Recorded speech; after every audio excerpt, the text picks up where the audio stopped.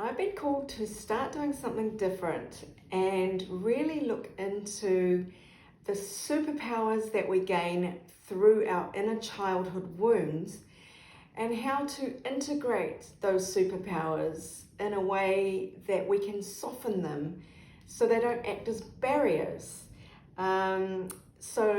It's not so much healing inner childhood wounds per se, it is getting to the point where we can let down a few boundaries, let down our guard a little bit, acknowledging the gifts that these wounds have brought us, and look at how we might then elevate, shall we say, soften, elevate, allow more in.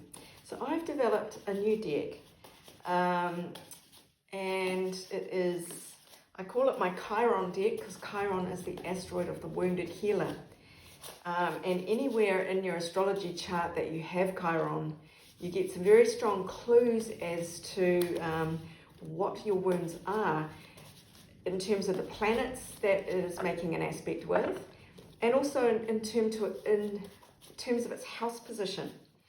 But I'm using this today as an oracle deck just to see for the collective what wounds may need addressing still and what healing you have achieved. So I'm going to ask that this deck illuminates for this collective the current state of play, if you like, and then we'll look at some ways for further healing. What is the current state of play for this collective in terms of wounds and healing?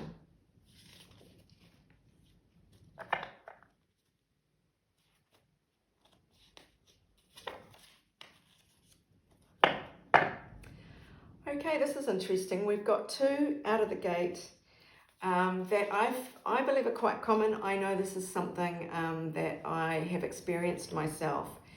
And one of the wounds is comparisons. Putting some people on pedestal, putting them on a pedestal above you, and looking down on others with a sense of superiority. And you know, they're two sides of the same coin. They're all about comparisons. The other one is people pleasing. That is the belief that you need to work hard to be liked. That it's a struggle. That if you show your true self or speak your truth or do what you want to do, that you'll be rejected, or that people won't take your needs into consideration, that they'll abandon you. So these are two very, they're wounds that I think we see a lot of in the collective. So let me now get some messages. Well, first let's start with comparisons. At the moment, we are really all being asked to understand that we are all equal, and that you could have King Charles come to visit you today, or you're on your hands and knees scrubbing the floors like Cinderella. Everyone is equal, and it is so easy when people are posturing around and placing themselves in high regard because of their own wounds, their own need to feel important, their own inadequacies that make them mask up and act superior. And of course, people can do this. You can cloak yourself in a number of ways with like branded clothing, with a car that you drive, with how you look, how you present yourself, is all a statement that you are putting out there for other people to interpret. And they will reflect back to you what you put out. Now, if it is posturing, people are not going to relate to that in a very authentic way. You might get superficial recognition, you might get superficial approval. But you know what it's like when you meet someone incredibly good looking and debonair or hot, and they've got all eyes on them and they're immaculately dressed, or they're just so cool, and they present really well, but as soon as you start talking to them, or you might see them interacting with other people and think, oh, they're just not a very nice person, or there's something there that they're not letting down their mask at all, so they're just showing the fake and they're not being in any way authentic, you soon turn away from those people if you have a radar for that sort of thing. So when you find yourself comparing yourself either favorably or unfavorably to others, it is a really good moment to go, oh, okay, wow, I'm a bit nervous around this person, or, I feel like I'm so much better than them. I'm guilty of both of these things. I don't like to use the word guilty, but I know I have experienced this, still experience this. So just be aware of it, that there is no need for it. But we are all equal. I'm going to get a message of healing around comparison, putting people on pedestals and putting others in the mud. Because really, we are all divine beings, and we each have something to offer, something real to offer, just through being who we are. You don't need to try. You don't need to make yourself be anything other than you are. You are complete and you are whole. So every time that you find yourself comparing or judging someone as better than or worse than, that's a great moment to interrupt yourself and go, and just to remind yourself that we're all one, and that we're all unique and special. What message can we get out of here? Comparisons, pedestals, and mud. So this card is the Rose Garden, and it's about innocence. One thing that is really helpful is to imagine everyone that you encounter as a child, as they might have been as a child when they're innocent and pure, before the harshness of the world kind of makes people develop scar tissue over their wounds. This one's all about forgiveness, self-forgiveness, and being very gentle with yourself. And you can also be gentle with others. If someone is really posturing, you can feel gentleness towards them, that they feel that they need to do that they don't feel like they're enough, without judging. Accept that they need this in their life for their own sake, for their own sanity. Scars are there for a reason. They protect the tender bits if you've been injured. So as we heal, we can let the scars heal. We can soften, and that's really what this is all about, softening. So be gentle with yourself if you find yourself judging people. Know that that is a place where you've been wounded, and if you acknowledge it, look at it, and ask for that wound to be healed, it can be released from you very easily. So bear that in mind. If you're feeling inadequate, if you're comparing, ask that this energy be removed from you, and it will be. People pleasing. That is one where we are striving, we are working hard, we feel that we feel less than automatically. There's a bit of martyrdom in there, like earning the place in people's lives. Like, I've done all this for you, you owe me, it's a debt. So it's the opposite really of unconditional giving. It's giving to get back and keeping your eye on the balance, the justice there of, you feel like it's an equation, a maths equation. I've given you 4 and you've only given me 3. I'm really waiting for that 1. So until you give me that extra 1, we're out of balance. It is human nature to do this, because we all want fairness. But people pleasing doesn't trust that people will give to you. People pleasing is not actually allowing other people to give to you. That's very interesting, because giving is a very sacred thing when it is unconditional. But when you are giving in order to get, it is a burden on somebody. You are piling on the pressure. You are pushing them away. You're not trusting that they are going to be able to give to you freely and willingly.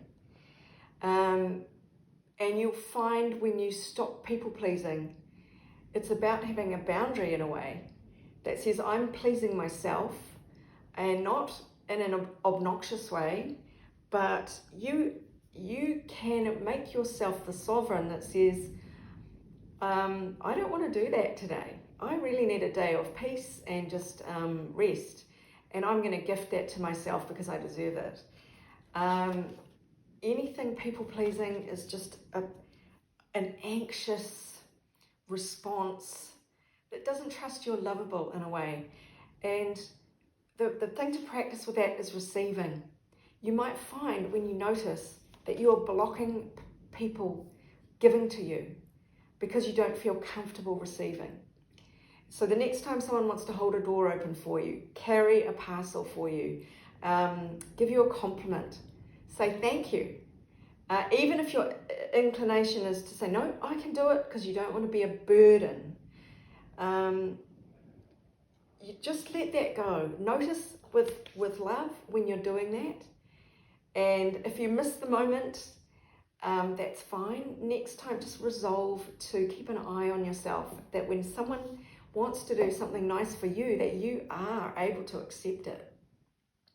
Because, you know, there should be a balance. There should be equal give and take, but it shouldn't be something that you have to strive for, and it shouldn't be something you have to earn. So let's pull a card from here and just see what message we can get around people pleasing.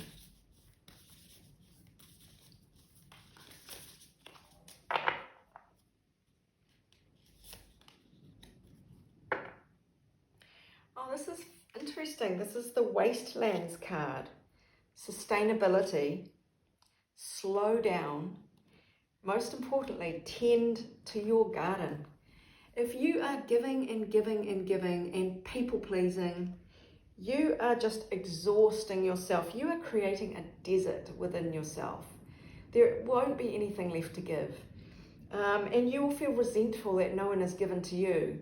So when you tend to your own garden, give yourself that day of peace, or half an hour, or a cup of tea, 15 minutes with your feet up. If you say no to something you know you really don't want to do, you will feel the burden lifting. I used to accept all kinds of invitations, kind of in my heart, knowing I didn't want to go, and I'd wait till the last minute, and then I'd bail. So I'm sorry, I can't do it today. I just don't have the energy. You might have got intentions when you accept or promise to do things or accept invitations. But if in your heart you know you're not going to enjoy it right from the get-go, it'll be much less of a tax on you, a burden on you, if you set your boundaries straight away and say, thanks, I'll check my diary. I think I've got something on that day, but I will get back to you. Give yourself a space, even if you need time to come up with a plausible explanation. You don't need plausible explanations. You can just say, thank you, that sounds fantastic. But I won't be able to attend. I know that's weasel words. I still feel comfortable saying things like that. Say whatever you need to say, whatever your comfort level is. Don't judge yourself.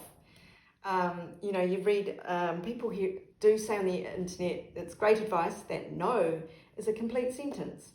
Would you like to do that? No. Well, I've never been able to do that. I would love to be able to just say no. I don't think that's feasible for me, let's just say. I am a people pleaser, so I like to make people feel good about any rejection I'm giving them, which is something I am working on. So, but find ways to tend to your garden first. Practice little things if you're put on the spot. Practice, I've got a very strained muscle at the moment, and I keep finding myself helping people lift things, and I'm like, why am I doing this? My arm is getting worse. I need to see a physio. I'm putting it off. And meanwhile, I'm lifting and caring for other people. It's ridiculous. But just catch yourself. Have a little bit of a smile. Be nice to yourself. Touch your heart and go, oh, bless you. You're so cute. But don't do that. Maybe let's not do that. Tend to your own garden. It is so important.